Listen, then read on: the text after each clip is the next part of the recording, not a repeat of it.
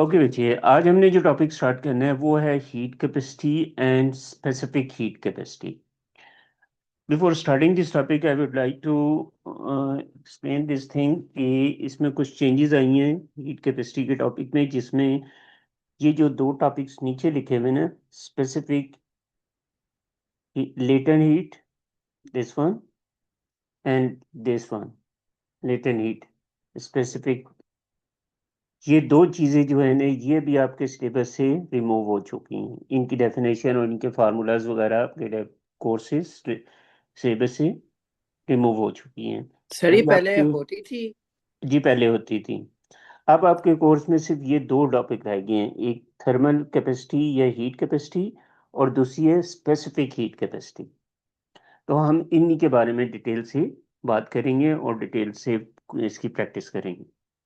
ये 23-24 में जो है ना, ये चेंजेस आई हैं काफ़ी ज़्यादा आईजीसीएसई के सिलेबस में, और उसमें ये दो चीज़ें रह गई हैं, बाकी सारी चीज़ें निकल गई हैं। तो इसलिए अब आपके पास अगर कोई पुराने पेपर्स आए जिसमें लेटेंट हीट ऑफ वेपोराइजेशन या latent heat of fusion, specific latent heat, इस तरह से टॉपिक के नाम आए जिसमें लेटेंट हीट आ रहा हो नाम, तो वो आपने क्वेश्चंस अटेम्प्ट नहीं करने, क्योंकि इससे रिलेटेड अब क्वेश्चंस नहीं आएंगे। अब आपके सिर्फ हीट कैपेसिटी और स्पेसिफिक हीट कैपेसिटी के क्वेश्चंस आएंगे। इज इट क्लियर बेटा? Yes sir. ओके। आज हम अब हम चलते हैं पहली डेफिनेशन। जैसे आप लोगों ने इसके बारे में पढ़ा है कि थर्मल कैपेसिटी या हीट कैपेसिटी क्या होती है। It is the amount of heat needed to raise the temperature of a substance by 1 degree, and its SI unit is joule per degree centigrade. इसका मतलब ये है कि if you have some amount, और let's suppose you have a metal of any mass, mean उसकी कोई भी mess है, हमें मैस से कंसर्न नहीं है। Let's suppose initial temperature theta 1 हम ले लेते हैं, उसका था 10 डिग्री, और आपने इसका टेम्परेचर राइज करना है 1 डिग्री, मतलब थीटा 2 उसको 11 डिग्री तक लाना है आपको। तो अब इसको 11 डिग्री तक लाने के लिए आपको क्या करना पड़ेगा?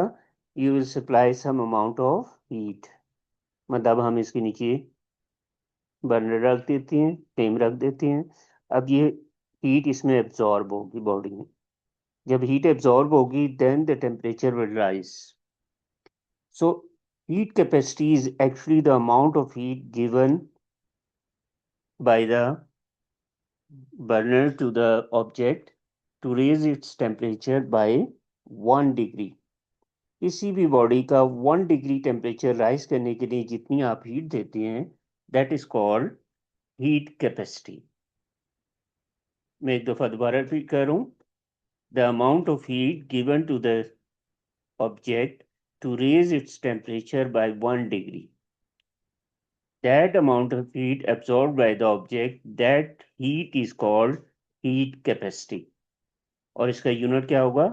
जॉल पर डिग्री सेंटीग्रेड या जॉल पर सेल्सियस स्केल।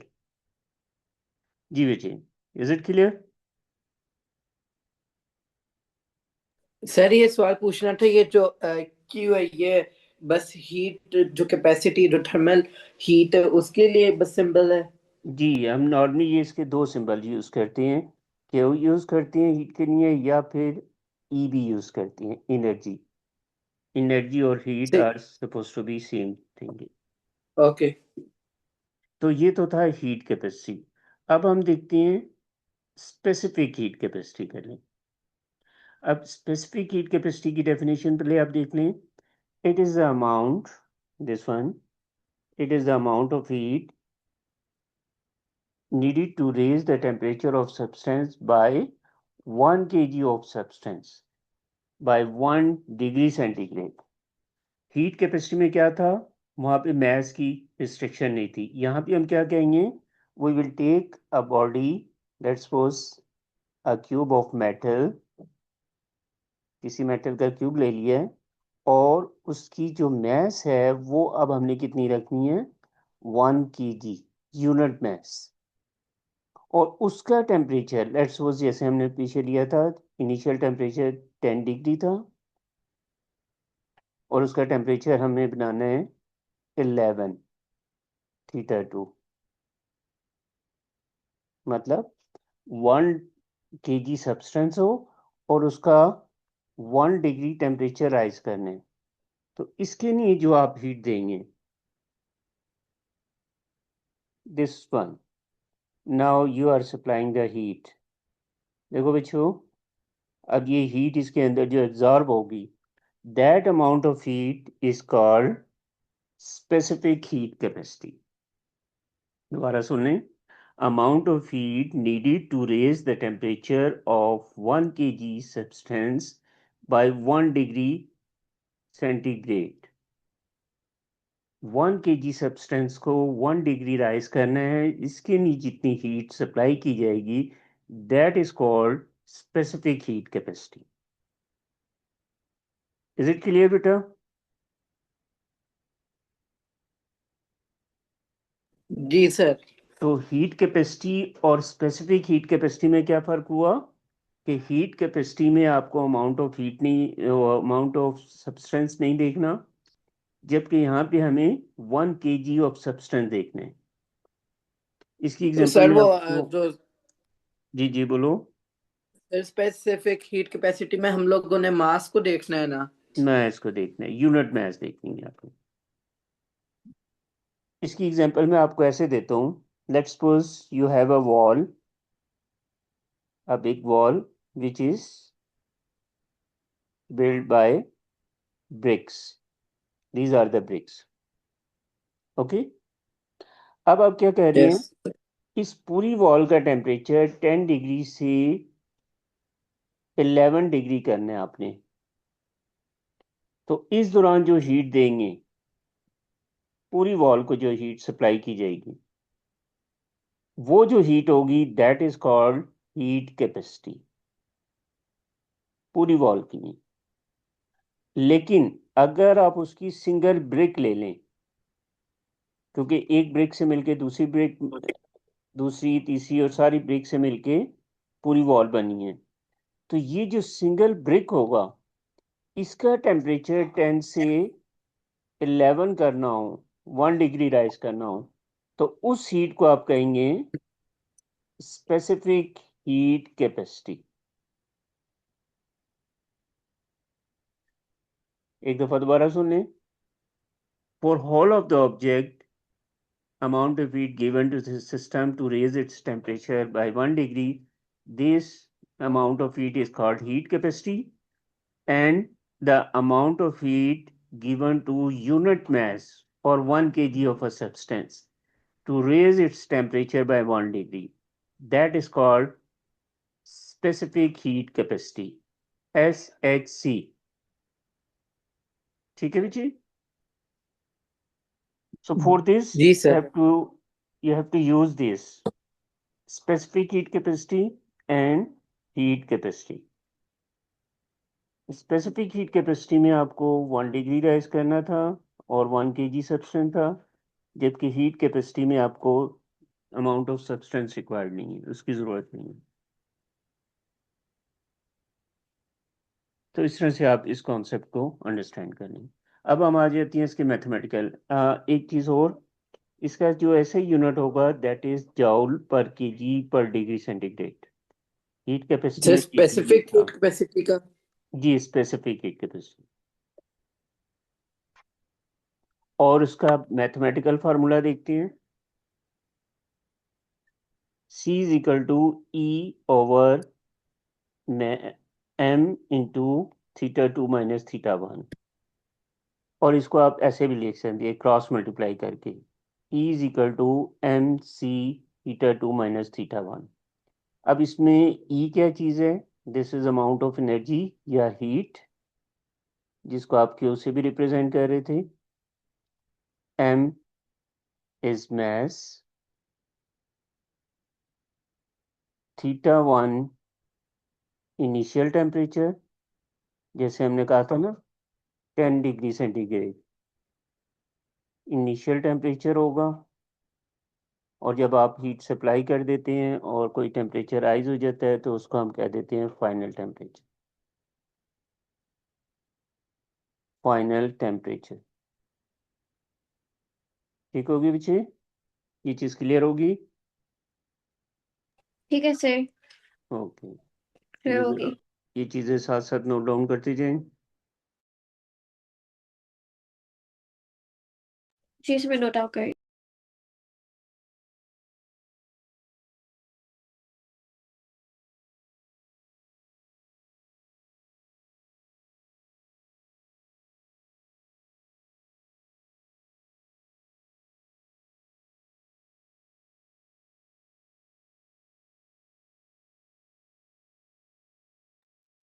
तो ये दो चीजें हैं बच्चे जो आपको अच्छे तरीके से समझनी है, heat capacity, specific heat capacity, और उसका मैथमेटिकल फार्मूला। अच्छा, अब एक चीज और जो आपके सिलेबस में इंक्लूड है, वो है experiment to find the specific heat capacity of a metal. यहाँ पे मेटल हमने क्या ले लिया? एल्युमिनियम। तो इसको एक मिनट है जी,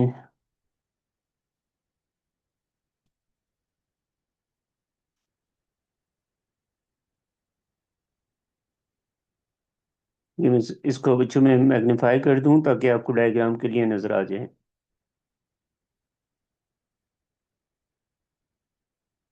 सी, अब हमारा एक्सपेरिमेंट ये है। एक्सपेरिमेंट, अब ये क्वेश्चन ऐसे आ जाता है, 24 में भी आया हुआ है, describe an experiment to find the specific heat capacity of aluminium block. तो उसके लिए हमने क्या किया कि हमारे पास आ जाएगा,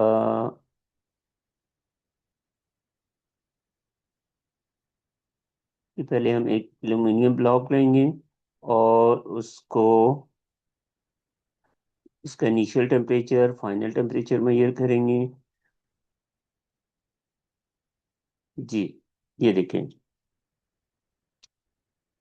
इस एक्सपेरिमेंट में आपने सबसे पहले क्या करना होगा, suppose you need to find, अच्छा ये पहले करेक्शन कर लें, find out, find out specific heat capacity of aluminium.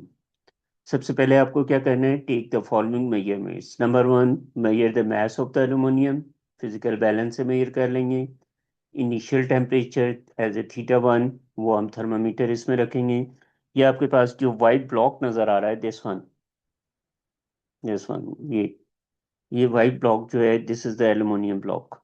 और इसके अंदर हमने ड्रिल की है और दो होल्स बनाए हैं, एक में थर्मामीटर डाल दिए और एक में हमने इलेक्ट्रिक हीटर लगा दिए। और उसको साइडों पे हमने जो कंटेनर एक रख लिए, इंसुलेटिंग कंटेनर है, ताकि हीट जो मेटल को सप्लाई की जाए वो सराउंडिंग में लॉस ना हो। पहले हम इसका इनिशियल टेम्परेचर मेजर करेंगे। जब आप सर्किट, इलेक्ट्रिक गीजर या इलेक्ट्रिक जो आपके पास हीटर है उसको ऑफ रखेंगे और इनिशियल टेम्परेचर थीटा 1 मेजर करेंगे। मैथ्स हमने पहले मेजर कर दी थी। फिर हम क्या करेंगे, इलेक्ट्रिक हीटर को ऑन करेंगे और जो उसका टेम्परेचर राइज होगा वो temperature as a theta 2 measure कर लेंगे। अच्छा, साथ आपको इसमें एक चीज़ और देखनी है, वो ये है कि इसमें हमें, क्योंकि हम इलेक्ट्रिसिटी यूज़ कर रहे हैं, इलेक्ट्रिक हीटर यूज़ कर रहे हैं, तो इलेक्ट्रिक हीटर के लिए ये होगा कि हमें साथ साथ ये दो एक्स्ट्रा चीज़ें यूज़ करनी है। पहले तो हम देखेंगे कितने टाइम के लिए आप वो स्टॉप वॉच से मेजर कर लेंगे टाइम को। फिर वोल्टेज मेजर करेंगे। वोल्टेज जो है वो हमारे पास एक डिवाइस होगा जिसका नाम होगा वोल्ट मीटर। वोल्ट मीटर, उसके ऊपर रीडिंग आ रही होगी, तो वो जो है वो शो करेगा वोल्टेज को। तो फिर हम वोल्टेज मेजर कर लेंगे। मैच होगी इनिशियल टेम्परेचर, फाइनल टाइम और वोल्टेज। उसके बाद करंट जो फ्लो कर रहा है उसके लिए हम डिवाइस यूज़ करेंगे जो उसमें सर्किट में लगा होगा, इसका नाम होगा एम मीटर। इसके ऊपर भी रीडिंग आ जाएगी। और ये 6 क्वांटिटीज आप फाइंड करेंगे। फिर आपने क्या करना है कि आपने ये फार्मूला दोबारा लिखना है जो हमने पहले पढ़ा था हीट कैपेसिटी का, C is equal to E/m θ2 - θ1। अच्छा, जब ये चीज़ें फाइंड हो जाएंगी हमारे पास, तो ये जो हमारे पास इलेक्ट्रिकल एनर्जी का फार्मूला आएगा,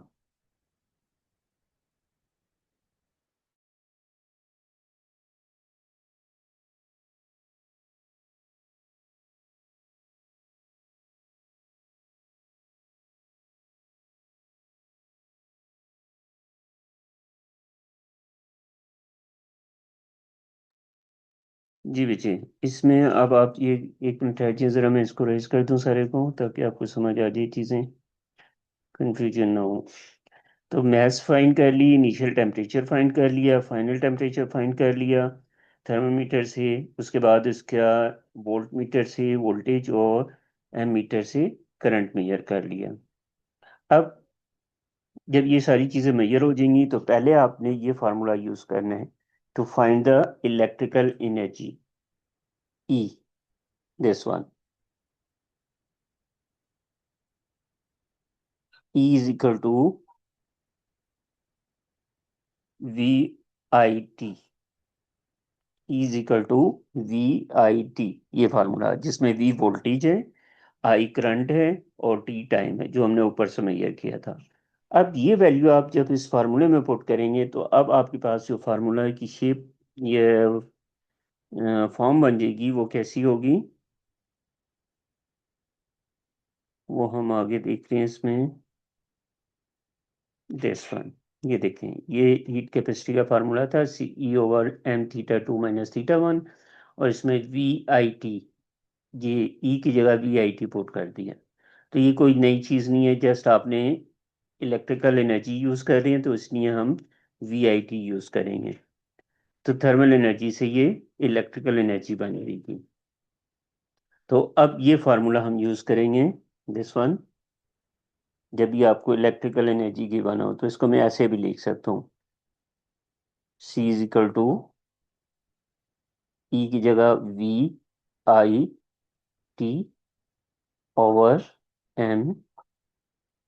θ2 - θ1। तो ये फार्मूला आपने याद रखना है बच्चों, C/VIT/m θ2 - θ1। V is the voltage, I is the current, T is the time, m is the mass, θ1 initial temperature and θ2 final temperature. So to find out the specific heat capacity of any object with the help of electrical energy, we can use this formula to measure all these values. जी बच्चों, बता दो मुझे कोई question, कोई problem इसमें। Sir बस हल्का सा फॉर्मूला हुआ मुझे ट्रिकी लगा है। चलिए दोबारा देखें एक दफा।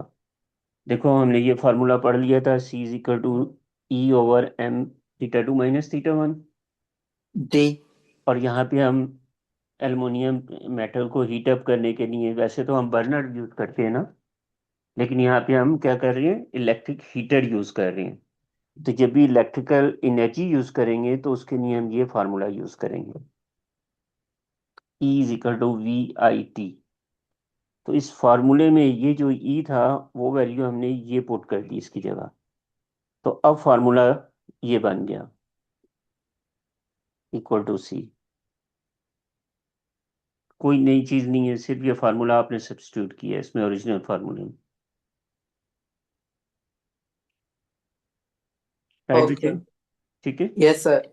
अच्छा, अब इसमें एक प्रिकॉशंस हैं, दिस आर वेरी इंपॉर्टेंट, ये बच्चों आपको जो है ना पेपर 6 के लिए बहुत इंपॉर्टेंट होती है, जिसमें आपका ATP होता है, प्रैक्टिकल इलेक्ट्रिसिटी में, अल्टरनेटिव टू प्रैक्टिकल। तो अल्टरनेटिव टू प्रैक्टिकल्स में फिर आपको ये प्रिकॉशंस जो अभी मैं नीचे आपको कराने लगा हूँ, ये प्रिकॉशन बहुत इंपॉर्टेंट हो जाती है, इसको आपको एक दफ़ा अच्छी तरीके से समझना है। मैं पहले ये रेस कर दूं, फिर आगे आपको एक्सप्लेन करता हूँ चीज़ें। अब देखें नीचे उसने क्या कहा है बच्चों, हीट लॉस। हीट लॉस जो है वो कब हो सकता है,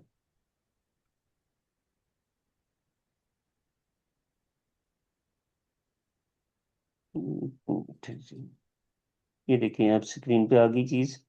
तो इसमें देखें, इफ हीट लॉसेस ऑकर, अगर हीट लॉस और हो रहा है तो उसकी रीज़न क्या हो सकती है? If a lid is not present as shown in the diagram, देखें, ये अगर इसके ऊपर लिड ना रखी जाए, ये ओपन रखे गए, तो इलेक्ट्रिक हीटर से हीट एनर्जी सप्लाई की जा रही है, वो सराउंडिंग में लॉस हो जाएगी। और जब हीट लॉस हो जाएगी फिर क्या होगा? Then the value to specific heat capacity will be higher as more heat will be lost to the surrounding, and hence the temperature rise will be less, so more heat will be needed to cause the same temperature rise. तो अब temperature rise करने के लिए आपको ज़्यादा heat देनी पड़ेगी। क्यों? क्योंकि वो सारी बॉडी में एब्जॉर्ब नहीं हो रही, बल्कि लिड के ओपन होने की वजह से सराउंडिंग में लॉस हो रही है। तो ये हीट लॉस होगा। अब इस हीट लॉस को हम प्रिवेंट कैसे कर सकते हैं इस तरह के एक्सपेरिमेंट में? ये आपने अच्छे तरीके से याद रखना है। ये प्रिकॉशन आती है बार बार पेपर 6 में। जब भी थर्मल स्पेसिफिक हीट कैपेसिटी के क्वेश्चंस आएंगे ना, हीट लॉस के आएंगे, तो उसमें ये प्रिकॉशंस के तौर पे आपने याद रखना है। क्या क्या करेंगे? Care should be taken to prevent heat losses to environment by using lagging और insulation around the block. Sir जी, लैगिंग आप किस? लैगिंग से क्या मुराद है? लेगिंग भी जस्ट लाइक वेट क्लॉथ, और इसी तरह से इंसुलेशन मटेरियल लगा दे जो कि हीट को बाहर ना जाने दे। ओके। ठीक है। फिर उसके बाद ये भी कर सकती हैं by polishing the surface of the block, मतलब उसको पॉलिश कर दें, और wrapping the block in a shiny metal material, और it can be painted white. उस मेटल को आप किसी शाइनी शीट से रैप कर दें, या फिर पेंटेड वाइट वाइट पेंट कर दें। तो वाइट कलर जो है, अभी नेक्स्ट टॉपिक आपने पढ़ना है कंडक्शन कन्वेक्शन रेडिएशंस का, तो उसमें आपको पता लगेगा कि जो वाइट और डल शाइनी कलर होती हैं, वो हीट लॉस कम करती हैं, और इसी तरह से वो हीट कम एब्जॉर्ब करती हैं। जबकि डल और ब्लैक सरफेसेस जो होती हैं वो हीट ज़्यादा एब्जॉर्ब करती हैं और हीट लॉस भी ज़्यादा करती हैं।